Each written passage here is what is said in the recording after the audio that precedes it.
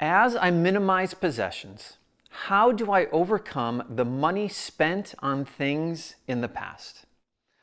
As part of my online 12-week course called Uncluttered, I have helped over 50,000 families from all over the world minimize their possessions, own less stuff, and live more life. And one of the most common obstacles, one of the most common roadblocks is, what do I do about all the money that I wasted on things? How do I get rid of things that I spent so much money on? So I want to try to answer that question for you today. And I want to do it, number one, by introducing you to an accounting principle.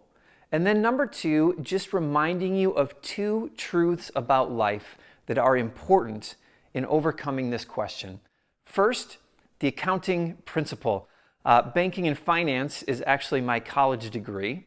And during college, I learned about the sunk cost fallacy, or the sunk cost trap. It's an accounting term that actually has a lot of application to the way we live our lives. The accounting principle is this: just because my business spent a lot of money on something in the past doesn't mean I need to keep using it in the future. And it looks a little something like this. Let's say I spent $10,000 on a machine to do something.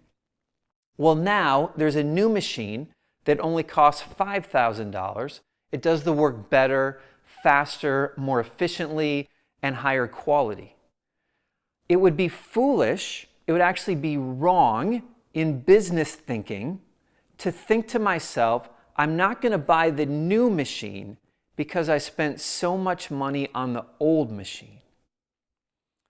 In life, it looks a little bit something like this.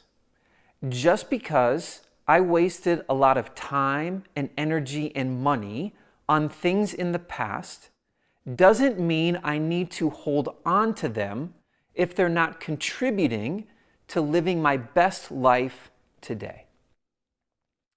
So then I want to remind you of two thoughts or two truths about life that will help you overcome this obstacle. Number one, you cannot change the past. You cannot go back and relive anything from your past. Unless the tags are still on the item, you can't go back and unpurchase the thing. It is done. It is over. It happened, and that's the truth. However, the second truth is even more important.